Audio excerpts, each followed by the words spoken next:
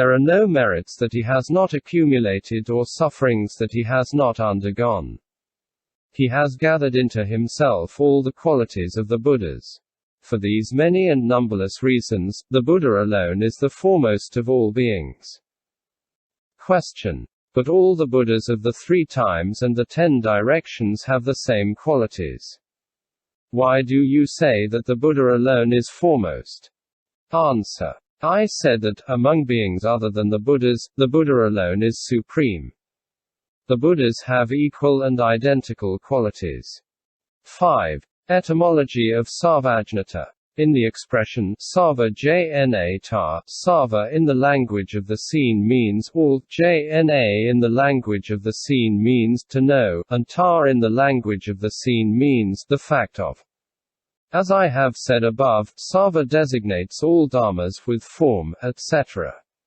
The Buddha knows all these dharmas in their characteristics, single or diverse, impure or pure, conditioned or unconditioned, etc. Each of these dharmas has their characteristics, their power, their causes and conditions, their fruit of retribution, their nature, their acquiring and their loss. It is by the power of Sarvajñata that one cognizes them in a full and exhaustive way, at all times and in all their aspects. That is why the Prajnaparamita Sutra says here, the bodhisattva who wants to fulfill omniscience completely by means of the knowledge of the aspect of the paths should exert himself in the Prajnaparamita. If he wants to fulfill completely the knowledge of all the aspects, he should exert himself in the Prajnaparamita. Single quote. 6. The knowledge of all the aspects is practiced after omniscience. Question. But as soon as he acquires complete enlightenment, the Buddha completely fulfills both omniscience and the knowledge of all the aspects by means of his knowledge of the paths. Why does the sutra say here that he uses omniscience to perfect the knowledge of all the aspects? Answer. It is true that, as soon as he attains enlightenment, the Buddha completely fulfills omniscience and completely fulfills the knowledge of all the aspects by means of his knowledge of the paths. He could be compared to the king of a great country. At the time when he ascends his throne, he enters into possession of his territories and his treasuries, but he has not yet opened them and used them. Sastra. I. The knowledge of the aspects leads immediately to the destruction of the traces of conflicting emotions. Question. The bodhisattva obtains omniscience, the knowledge of all the aspects, and destroys all the traces of conflicting emotion in one and the same moment of mind. Why does the Prajnaparamita Sutra say here that he uses omniscience to completely fulfill the knowledge of all the aspects and that he uses the knowledge of all the aspects to destroy the traces of the passions? Answer. It is true that all these knowledges are acquired simultaneously, but here the Prajnaparamita Sutra expresses itself in this way in order to bring people to believe in the Prajnaparamita. Besides, in a following chapter, the Cha Pai Pin, he wants beings to acquire pure mind, and this is why he expresses himself in this way. Moreover, although that is all acquired in a single mind moment, there is, nevertheless, a succession with a beginning, a middle and an end, for every mind involves 3 characteristics. Production which conditions duration and duration which conditions disappearance. And this is so for the mind, mental events, formations dissociated from the mind, physical actions and vocal actions.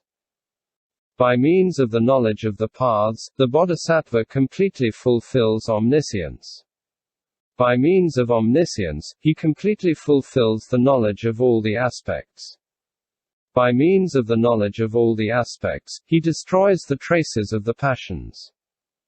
I said above that the knowledge of all the aspects is the same as omniscience. The knowledge of the paths is synonymous with the diamond concentration. In possession of the latter, the Buddha first produces a mind which is none other than omniscience or the knowledge of all the aspects, and immediately his traces of the passions are destroyed. Conflicting emptions and the traces of conflicting emotions. The characteristics of omniscience and the knowledge of all the aspects have been described above. What is destroying the traces of all the conflicting emotions? In brief, the passions are the three poisons: desire, hatred, ignorance. At length, these are the 98 perverse tendencies of the three worlds. The traces of the passions are the residual emanations of passion. If certain physical or vocal actions are not in accordance with wisdom, they seem to come from the passions, and those who do not know the minds of others see them as such and experience a feeling of horror. In reality, it is not truly a matter of passion, but those who have given themselves up to the passions for a long time carry out actions of this kind. Thus a prisoner who has been laden with chains for a long time, once he is liberated, moves with a hesitant walk even though he no longer is in chains. A nurse's clothes that have been stained for a long time, even though they are washed and scrubbed with pure ash, still remain impregnated with the smell of the stains. In the same way, the stains of the mind innocent are like the passions, and, even though he has washed his passions with the water of wisdom, the traces remain in him. The traces of passion persist in the saints. The saints other than the Buddha destroy the passions but do not destroy the traces. Thus, although he had attained the body of the Arhats, Nanto, as a result of the traces of lust, in the presence of a large assembly of men and women, first stared at the women and then, raising his voice, preached the Dharma. Out of traces of anger, when the Buddha accused him of eating impure food, Cho Li Fu spat out his food and never again accepted an invitation. Sariputra then added this stanza. It is a habitual offender, a false mind, an ignorant and lazy person. Never again will I allow him to come in and stay near me.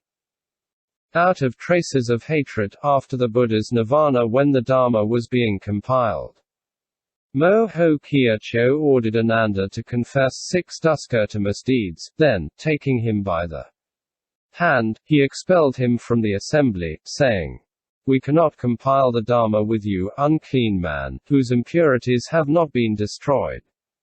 Single quote. Pai Ling Kia Poso was always insulting the deity of the Ganges, treating her like a slave. Out of traces of monkey antics, Mo Tieu Po Ho Tcha sometimes leapt from coat-rack to beam, from beam to shed and from shed to the tower. Out of bovine traces, Kiao Fan Poti was always spitting up his food and then swallowing it back again. While having destroyed their impurities, saints such as these still have the traces of passion. Thus when ordinary fire has burned the fuel, there remain the ashes and charcoal, for the strength of the fire is so weak that it cannot consume them. IV. The traces of passion are destroyed in the Buddha. At the end of the kalpa, the cosmic fire consumes the Trisahasramahasahasralokadhatu, of which nothing remains, for the strength of this fire is very great. The fire of the Buddha's omniscience is also very great, it consumes the passions without leaving any trace. Thus, when a Brahmin addressed 500 harmful words to the Buddha in the